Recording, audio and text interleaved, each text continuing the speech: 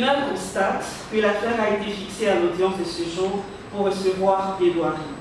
Cependant, pour éclairer sa religion, le tribunal a estimé utile d'auditionner encore un témoin et quelques renseignements. Cela dit, pour commencer, le tribunal invite à comparaître Monseigneur Kabanga, archevêque honoraire de Lubumbashi, pour son témoignage relatif au régime du prévenu Mobutu. Monseigneur Kabanga.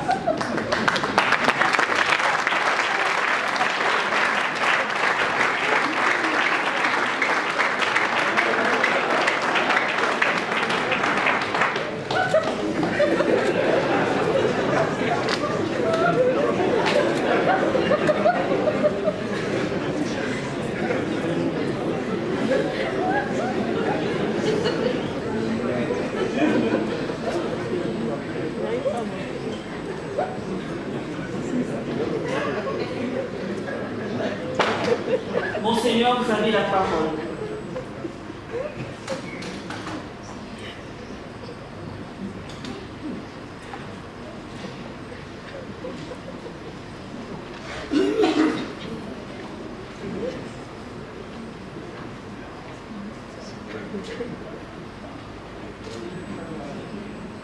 Monseigneur Kabanga, Songa Eugène, archevêque de Lubumbashi, 1967 à 1998.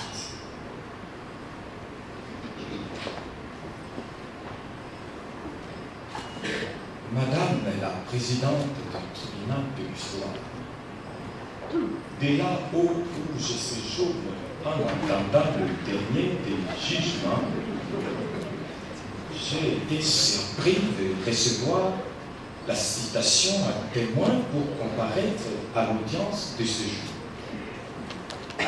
Je ne vous dirai pas, Madame la Présidente, que votre citation a troublé la félicité des cieux. Je me plaisante Dieu. Mais tout de même, que voulez-vous que je vous dise des antagonismes entre l'Église et le régime Mobutu? Vous le savez, j'avais publié une lettre pastorale de carême intitulée « Je ne suis qu'un homme » en 1976, un cri retentissant suscité par la misère du peuple qui s'entraînait à un pouvoir irresponsable.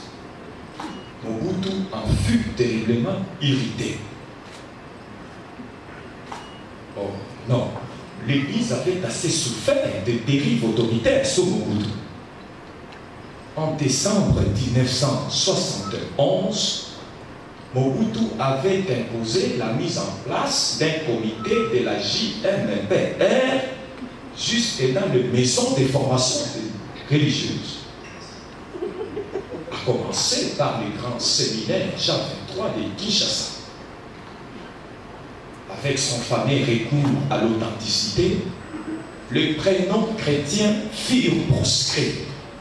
En 1972, le cardinal Malula fit contraire à l'exil.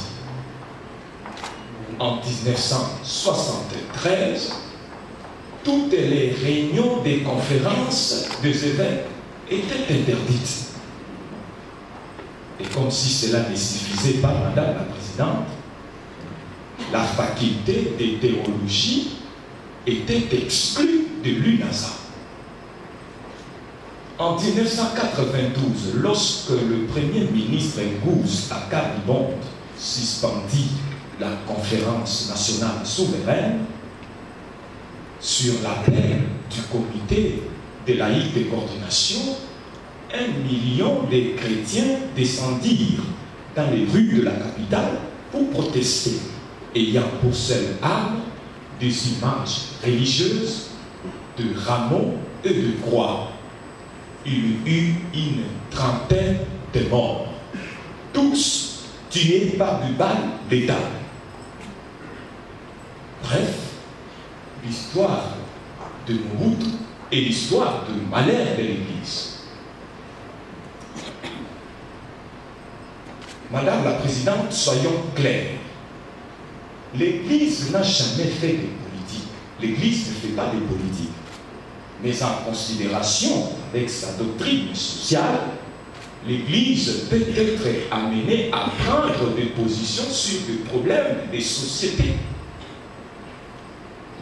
Après ma publication de la fameuse lettre pastorale « Je ne suis qu'un homme »,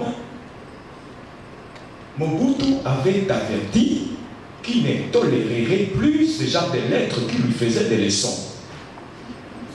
Mais dans leurs lettres subséquentes, les évêques eurent le courage de lui répondre que la mission apostolique des évêques ne permettait pas de garantir que pareil cas ne se reproduirait plus. Madame la Présidente, l'Église n'est pas tenue au devoir de réserve. L'Église, dans sa mission prophétique, eu égard à cela, l'Église doit dénoncer le mal. L'Église doit parler.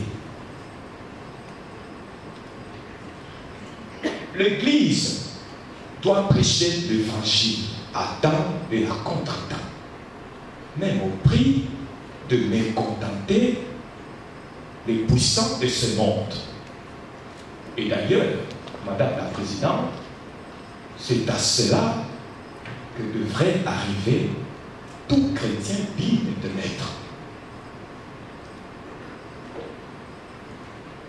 À l'occurrence, vous, Madame la Présidente, dans votre prononcé de ce soir, vous allez dire la vérité. Ainsi dit le Seigneur, il m'aura régné devant des hommes, je le régnerai devant mon Père.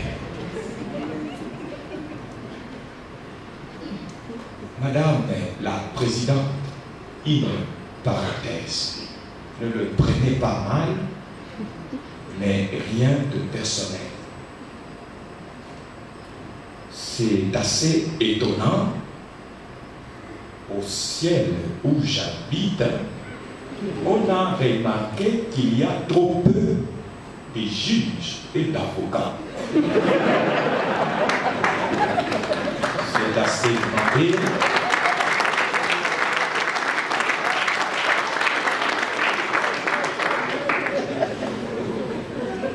C'est à se demander, Madame la Présidente, s'il ne se retrouve pas de l'autre côté. Vous avez compris. À ces propos, Madame la Présidente, je n'espère pas que vous me demandez que je vous dise ce que vous devrez faire pour vous éviter d'être conduit un jour dans les pays des damnés.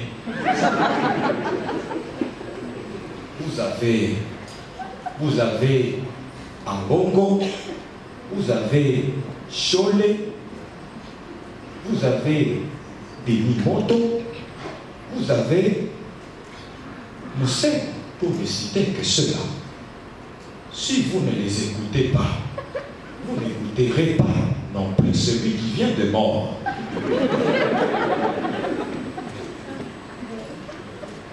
Madame la Présidente, cela dit,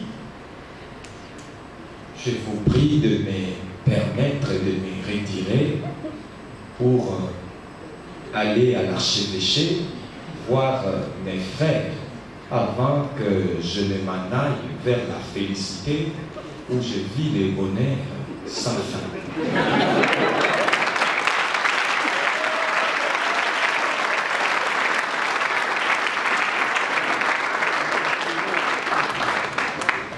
Que Dieu vous bénisse, Madame. Père, Fils et Saint-Esprit.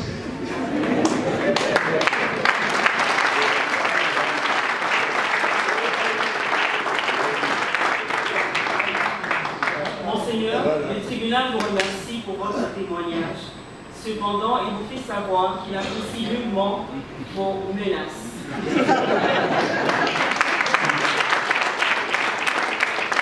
Nous avons compris pourquoi Madame n'a pas dit Amen. Seigneur, veuillez regagner votre place.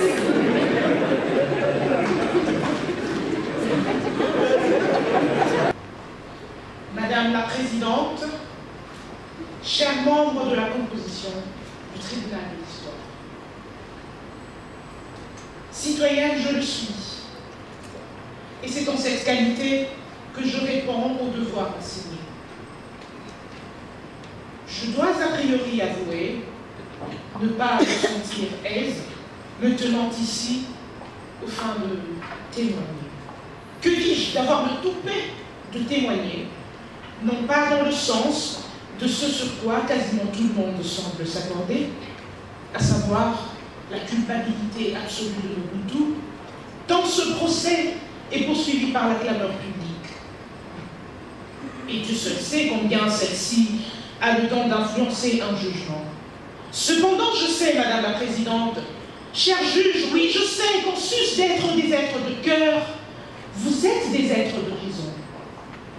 Et c'est d'ailleurs pour cette raison que j'aime à croire qu'il est possible d'aiguiser un peu plus son sens critique en se défaisant de ce prêt-à-penser mythique.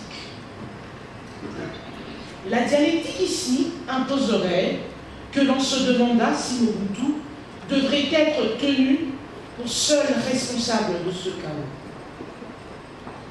Trêve de suspense. Je vous le dis tout de suite. En imputer l'entière responsabilité à la seule et unique personne de Mobutu est une couleuvre au goût exécrable, dont il est ici question d'une responsabilité plutôt collective qu'individuelle. Et l'accusateur, et l'accusé, tous ont façonné cette tyrannie de leur propre main. Les tyrans ne sont grands, estime Étienne de la Boétie, que parce que nous sommes à genoux. Ou préféreriez-vous plutôt la pensée de Machiavel, auteur ayant inspiré à la plupart des tyrans leurs idées les plus tordues, pensée selon laquelle la meilleure forteresse des tyrans, c'est l'inertie des peuples. L'inertie des peuples. En effet, si tant est que Mobutu ne soit pas étranger à la majeure partie des mots dont on l'accuse, bien qu'ayant à certains égards une part de lumière dont ses détracteurs se gardent bien d'en vanter le mérite, il n'en demeure pas moins que tous ces mots ne sont que les conséquences de causes plus profondes, le peuple ayant activement apporté sa pierre à l'édifice de cette tyrannie. Tenez, le Zaïre a compté en 1965 17,37 millions d'habitants. En 1997, année de la fin du règne de Mobutu, 43,83 millions, soit plus du double du nombre lors de son accession au pouvoir.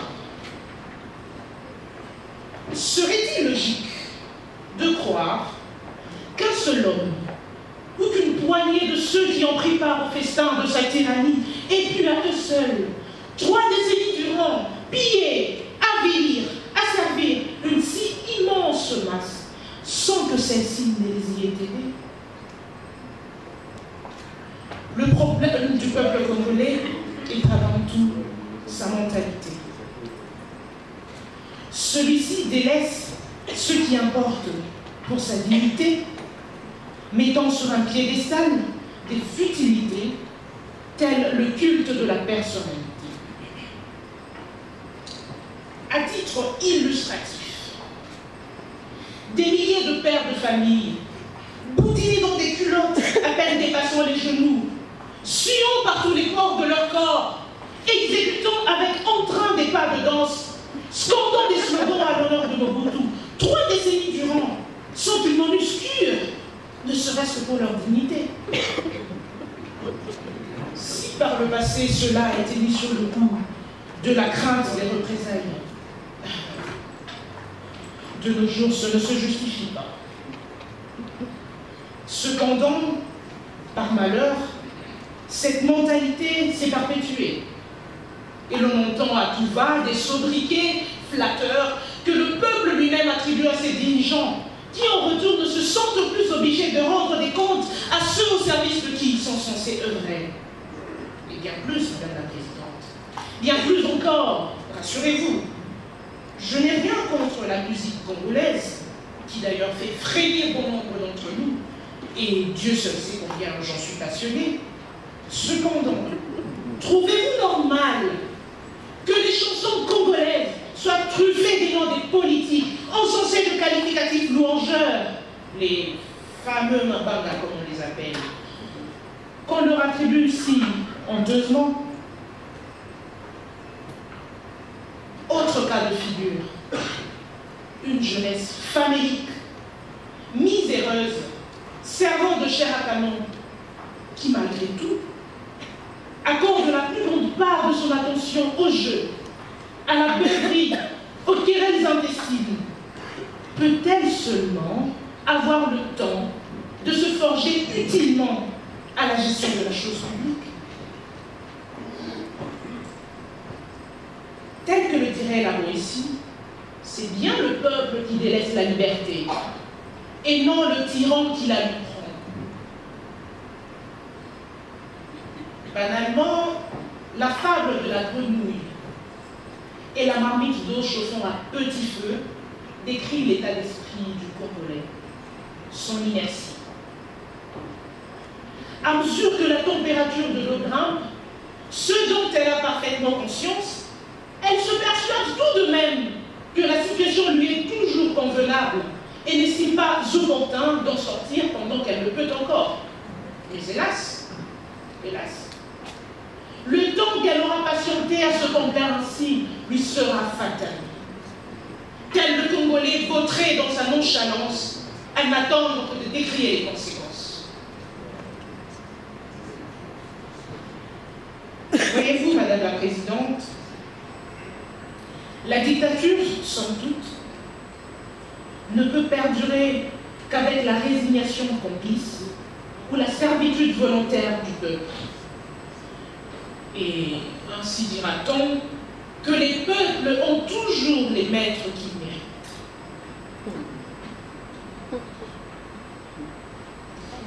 Je sais que pour certains d'entre nous, il y a belle lurette que le train de la dignité a quitté la gare du Congo. Mais je nous en conjure, chers peuples, soyons dignes, changeons notre mentalité et ne soyons plus acteurs de notre propre infortune. C'est donc à bon droit que Victor Hugo a dit: quand le peuple sera intelligent, alors seulement le peuple sera souverain.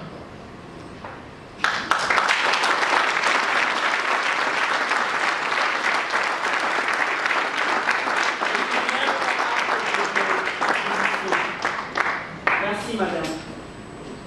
Le tribunal invite madame Nathalie Colomboué pour ses dépositions en tant que simple renseignante.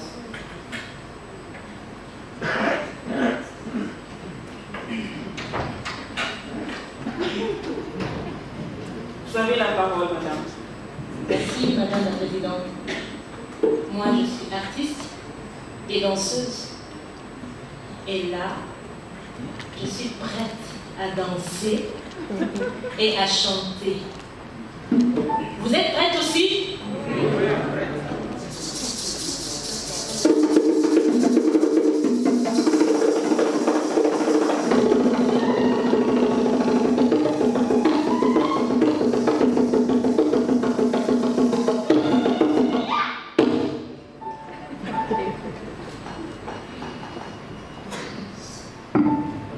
Chanelo tu banchile kaye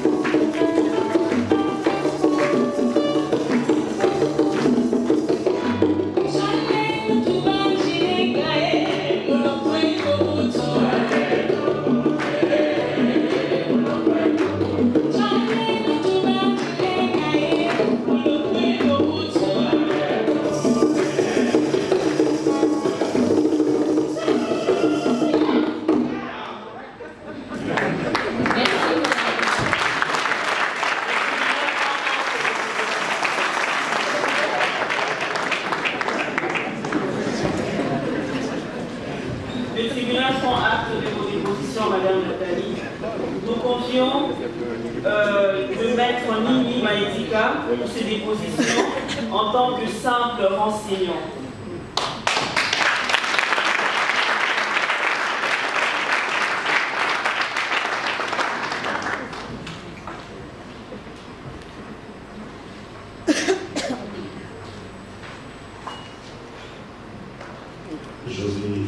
Patrick Dieudonné, Mimi Maïdika Ngimbi. Je suis directeur du bureau du président de la République de 1977 à 86, vice-premier ministre chargé des droits et libertés du citoyen de 1986 à 1990 et enfin conseiller spécial du chef de l'État de 1990 à 1992. Votre honneur, c'est à bon escient que j'emprunte ces quelques mots d'Augustin Berthier. Les morsures de la vérité ne déchirent nettement mieux que lorsqu'on l'a longtemps muselée. Madame, messieurs du tribunal, le système de la Deuxième République n'était pas tombé du ciel. Le président Mobutu, qui en fut incontestablement le responsable numéro 1, eut pendant ces 32 années de règne sans partage à travailler avec des collaborateurs, des souffleurs, des opportunistes, des courtisans, des forces visibles et invisibles, des puissances connues ou inconnues, des flatteurs nationaux et étrangers, des farceurs, des acteurs divers, et la liste ne tarit pas. Les uns tirant constamment le système vers le bas et le outrage pour préserver leurs privilèges souvent mal acquis, les autres s'efforçant par un travail de qualité, même anonyme, de le bonifier. Entre les deux, Mobutu avait toute l'autorité, le pouvoir et le charisme nécessaires pour trancher dans le sens du vrai, dans le sens du bien, du juste et de l'excellence. Il eût fait ainsi, le navire de la Deuxième République n'aurait pas sombré avec tous les passagers à bord et toute la cargaison, le bon grain et livré. Madame, mais quelle ne fut pas ma joie d'apprendre que votre tribunal statuait sur l'affaire Mobutu. Une aubaine et l'occasion une bonne fois pour toutes de lever le voile sur toutes ces insinuations, ces suspicions, ces accusations gratuites que j'ai connues et continue d'essuyer à ce jour. Madame, dans un ouvrage intitulé Adieu Mobutu, pour ne parler que de celui-là, on peut lire ceci. Les plus parfaits des enfants du Mobutisme, sages et soumis, comme Mimi Maïdika Ngimbi, Mpinga Kaseta, Ngambe Bofumu, Kengo Wadoto, Takiza, des collaborateurs modèles et irréprochables, prêts à tout, à tel point qu'ils ne se rendent plus compte, madame, accrochez-vous bien, qu'il existe une énorme différence entre le verbe se tenir debout et ramper. Mais, madame, des mensonges éhontés, des clichés qui tirent du romanesque, de la critique facile, de la méchanceté gratuite, à la limite de la malveillance pure dans la mesure où l'on avance des affirmations sans aucun fondement. Mais la vérité est toute simple. J'ai œuvré directement et indirectement aux côtés du président comme un grand commis de l'État. Je n'ai pas rempli. Ce ne fut guère nécessaire et mon éducation ne me l'eût pas autorisé. Mais j'ai toujours eu un grand respect pour la fonction présidentielle. Figurez-vous par exemple que je n'ai jamais, m'adressant à lui le président, appelé patron. Ce terme, je l'ai toujours trouvé irrespectueux de la fonction et inutilement obséquieux. D'autant que chacun de nous est aussi un patron à son niveau. Et donc, mais madame, rappelez-vous ces paroles qu'affectionnait Démocrite. En réalité, nous ne connaissons nulle chose pour l'avoir vue, car la vérité est cachée dans la Bible. Il avait raison. L'histoire plaide par procureur, madame, interrogez-la. Elle vous racontera que le 1er juin 1992, à la tribune de la Conférence nationale souveraine, en toute liberté, bien qu'étant encore en fonction à la présidence de la République, j'avais défini à cette occasion notamment le profil nouveau de ce que j'attendais du président de la République, le président Mobutu, à la notion caricaturale de chef tout-puissant, un déluge tutélaire, descendant des nuées. J'avais déclaré, sans flatterie ni peur, qu'il fallait préférer celle plus noble, le chef de l'État soumis à la loi. Point. Voyez, madame, c'est le genre de collaborateur que je suis. Corps et âme, toute ma carrière politique durant, je me suis efforcé de confier le président Mobutu à faire le meilleur choix pour la République. Hélas, 1000 fois hélas. À l'évidence, il était entouré de beaucoup trop de conseillers qui allaient sucer notamment à l'oreille des propositions apparemment les trop populeuses que l'intérêt humain. Tenez, l'opération soir, par exemple. Madame, une expression utilisée à l'époque pour désigner des rencontres privées de soir à la résidence du président Mobutu, où soit des amis, soit des intimes, soit de la famille se retrouver spontanément, parler de tout et de rien, de façon très détendue. Et à l'occasion de ces rencontres, tel ou tel commensal du guide en profitait pour évoquer au passage, à sa manière, en fonction de ses intérêts, de son compte bancaire, de son portefeuille, et souvent sans une grande connaissance du dossier évoqué, telle question ou décision d'État, tel comportement incommodant de tel ou tel cadre du régime. Madame, quand le lendemain matin j'arrivais chez le chef de l'État, j'étais plus d'une fois étonné qu'il revienne sur des décisions, des positions, des idées, des suggestions qu'il avait pourtant acceptées la veille, alors qu'aucun nouvel élément objectif ne justifiait fondamentalement sa virevolte. Il est vrai que l'abus porte conseil, mais en l'espèce, l'opération soir avait tout simplement produit ses effets. Madame, si je rapporte ces menus détails, ce n'est rien que pour lever un coin de voile sur l'ambiance, les méthodes et les habitudes qui, les unes dans les autres, ont bercé le régime de la Deuxième République. J'en avais quelquefois été frustré avec ce sentiment diffus que je travaillais sans doute pour rien. Madame, voilà pourquoi, depuis la libération politique d'avril 1990, n'ayant souscrit à aucun pacte, ni secret, ni de quelque autre nature, n'étant lié à aucune mafia, ni coterie politique, financière, nationale ou internationale, animé par la volonté du vrai changement au Zaïre, je n'ai aucun... Comprenez mon émotion. Je n'ai éprouvé aucune peine à me libérer des pesanteurs du passé et à recouvrer toute mon autonomie de pensée et d'action. J'entends ainsi demeurer un homme libre, hostile à toutes les formes d'autocratisme et de pensée unique. Un homme attaché à des valeurs, des principes et des convictions. La vérité, c'est cela. Ad maiorem Dei gloria. J'en ai fini, madame.